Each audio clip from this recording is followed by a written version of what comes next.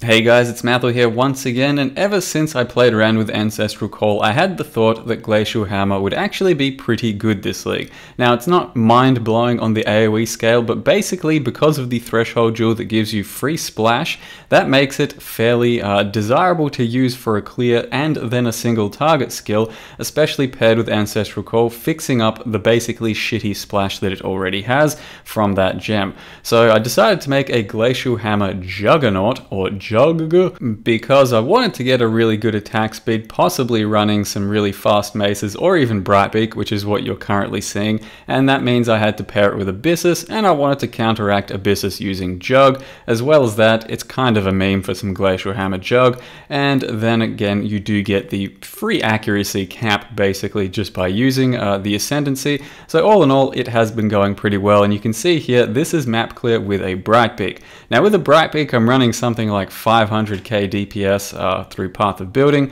on a 5-link, and a lot of my damage is coming from the Abyssus itself and a bit from flat jewelry, from abyssal jewels, but for the most part it's just really Abyssus making this happen, and the fact that Glacial Hammer has some pretty crazy high damage. It has turned into what is basically a machine gun Glacial Hammer. I do have something like 10 to 12 attacks per second with the Brightbeak on, but when it's time to get down to business and be a bit more serious, I definitely do have a real mace that I can swap into, whether that's just a crafted mace or a frost breath. It basically doubles your damage, but for the most part I think Brightbeak, you can see here, is still pretty ridiculous against certain map bosses here or there, but it does clean up well enough, and it does actually give you a lot of fun for the machine gunning sound and the machine gunning feel. Now at this point the Jug is something like level 83, yet to die, and it's not really the tankiest thing in the world, but that's just because I have not yet built into that. It's not yet necessary. The point is, Glacial Hammer is definitely something you can build around now with Ancestral Call, and without it, it does some pretty crazy single target and some pretty crazy freezes. You don't have to go the Brightbeak route, I just decided to because for everything up till probably tier 15, Brightbeak's not going to make a single bit of difference on the damage scale. It'll just suck a bit less on damage but feel a lot better to play. When we're ready for business, I will definitely put on a real mace and put him through the tests when we're getting to tier 15, 16, Elder, all that sort of shit. But for now, just about all these clips I think were with my Brightbeak, and you know, that is a 20 to 60 damage weapon. I'm not really abusing any abyssal jewels too hard, only got a few of them. It's mostly just Abyssus itself, paired with Brightbeak, paired with Jug, and lots of attack speed. So overall it's been going pretty well. I do want to show you guys exactly what I've done to build it thus far and talk a bit about the character, so let's get into it. So the character currently is level 83. In most of those clips he was anywhere from 70 to 75 probably, and a few of the clips he's probably around level 80. The main interactions going into the build are Glacial Hammer, which has a very large percentage of damage base to start with, and then converts half your damage into cold, and then we're using two of these thresholds, Winter Burial, which turn 25% of your fizz into cold, and as well as that it gives your cold damage a splash, so it basically acts as a weaker melee splash for you, and since we're using two of them I do have 100% cold damage. And on top of that, you can run Ancestral Call nowadays to make just about every single target melee splash ability feel pretty damn nice.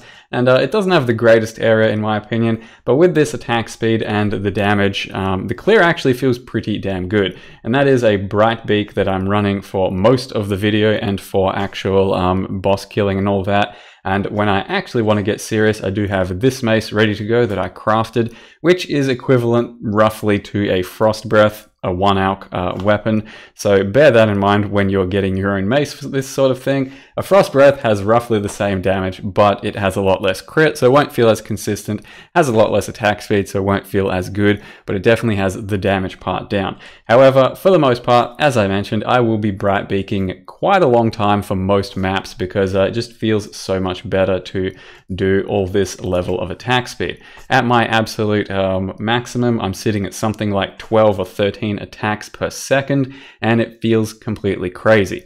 Now, a lot of the damage is coming from Abyssus because he gives us basically a Brightbeak's worth of damage for flat fizz, bunch of crit multi. I then managed to scorn roll a steel ring. I do have a flat fizz Onyx amulet, a little bit of flat fizz on this as well, and then my abyssal jewels, they're nothing too special. All I've got is just a small bit of flat fizz and something else, whatever else I can get on them. So bit of crit multi on this one. This one's still a piece of shit and I need to replace.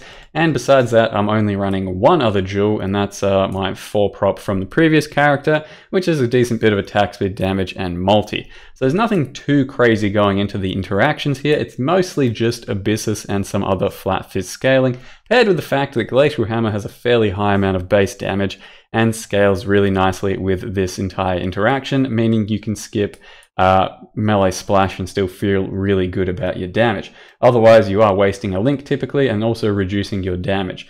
So in this situation, I will just swap out Ancestral Call for Ruthless in my 5 link, and that's when we turn into single target, and the single target there is melee fizz, multi-strike, early damage attacks, Ruthless. But most of the time, just running Ancestral Call, and rarely up to this point have I actually needed to swap into this mace because it has just been stupid damage. Now, what I mean by that is currently this is our path of building with everything ticked and doing proper damage in my current setup. I'm running 750k Glacial Hammer damage. That's with Ancestral Call on the 5 link, and that's with the Brightbeak. Now, 750k on the Ancestral Call is pretty goddamn crazy. It's not against Shaper or anything, but it is my general map clear. When we start getting into actual business and put on a real mace, like this one here, we just about double our damage. Then once you start ticking things like going against Shaper, we're down to 760. And then once you replace Ancestral Call for Ruthless, all of a sudden I have 1.2 million Shaper damage in the current spec, which is by no means complete and will still get a lot higher. Pretend you've got yourself a 6 link. You can either go early focus or hypothermia. I'll probably go hypothermia personally, or cold pen or maim or crit strikes, because I don't want to lose my freeze. And we're looking at some pretty stupid Shaper damage without being fully capped onto my actual character himself. So overall, the damage of Glacial Hammer is looking pretty goddamn ridiculous with a real item, or pretty goddamn silly for the attack speed and damage with a Brightbeak. And it's been pretty fun so far. So it's a character I think, recommend if you're into whatever the fuck is going on here with my damage, clear, and attack speed. The melee splash doesn't feel that great, but it is good enough with the level of attack speed we get. And of course, we are a Jug, which is a bit of a novelty because I do get almost capped accuracy from the one node, decent bit of attack speed, some survivability from Unbreakable, some Fortify here, and my last node will probably be Unstoppable. Now it does have somewhat of a unique sounding attack with the sort of shatter or hit it does, so I do want to run a quick map for you guys with the actual sound on, and as well as that, what the boss sound sounds like, because that's where we get the, I guess, machine gun name from. It is somewhat ridiculous, but right now I do have too much damage to fully exhibit that in a lot of cases. Let me see if we can pull up a bit of a proper sound here so you can actually hear it and get a feel for the gameplay just a little bit, I suppose. Basically, I'm leap slamming around everywhere. Am I running? Yeah. Leap slamming around everywhere because, well, Brightbeak is just that fast and you don't really need to move anywhere ever.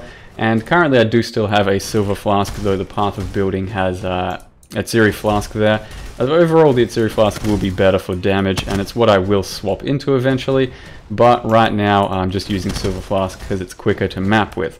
So no real dramas there. Definitely a Atziri Flask when you're ready, or a Taste of Hate even if you like the defensive purposes of it, which you should. It's just a little bit more expensive is the problem. So currently I do have kind of too much damage to really show you what the proper effect looks like when you're hitting something, because it does have a sort of unique art to it where it gets quite a blue shatter effect happening, and you will only really see that against the actual boss fight. Which I guess we'll just skip to, not bad, Acceleration Shrine. Skip to right now. So here we are, with my maximum attack speed, I'll show you, it should be something like 12 per second, and it will be pretty ridiculous. Now, no one's forcing you to use Lion's Roar because you do push things back, but with the level of Brightbeak attack speed and damage, it's pretty fun to just push shit back into a corner sometimes and kind of bully the enemy. And of course, you can just leap slam onto it fairly quickly to recover. So I don't think using a Lion's Roar is too big a deal in this one, but if you really don't like it, yeah, Taste of Hate can replace that, and then it's Siri Flask there, and that's really no dramas, it'll be roughly the same result. So that covers most things about the character. The only other thing I'd really like to mention right now is that a shaped offhand is a very powerful tool for builds like this, and another part of the reason that I actually wanted to play this character or make it, because I wanted to craft my own shaped offhand and actually utilize it in a build at the moment. Ideally, when you're crafting one of these, I think an Apex Rapier for the crit multi is really good, an eye level 83 so you can get the best shaper rolls, and you're looking for physical damage as extra cold, some crit multi, some elemental damage with attacks, some penetration. There's a lot of good stuff out there. Basically, you just alteration craft until you get extra cold. If you get an awesome suffix, that's great, and then you can regal and you'll end up with something like this. These things are not at all hard to make, but very powerful for a build like this. And overall, they're just a lot of fun to actually craft and experience a bit of a different item to craft with, because it's the first time I've got to use any of these, and they're a very nice damage boost over the traditional offhands that we've been using up until now. Now, you do definitely want only cold here, because, or at least primarily cold, because that's where we get our penetration from, and that's the entire splash that we do. So you can see here it says cold only splash to surrounding targets, so if you get some extra fire there or something, then your splash won't be as effective. Now the rest of the passive tree, there's really not too much to mention. I've done the best I can to get all the good damage nodes, some crit ones, as well as filling out some life. And I will be filling out life for the next 10 levels, so don't panic too much seeing 4,500 life. I should end up on something like 57, 5,800, and I've got plenty of armor and defense, probably grab a Taste of Hate maybe, to actually negate the abysses. But up until now, hasn't really been a problem for defense. I've been doing okay, and I think we have still not died once. Yep, no problem at all. Haven't really been trying to survive, but hey, if I can stay deathless on this jug with abysses, that'll be fantastic. For now though guys, that'll be the character's little wrap up. I'll hopefully have more bosses and all that in the next video. Hope you enjoyed the video guys. Thank you very much for watching, and see you next time.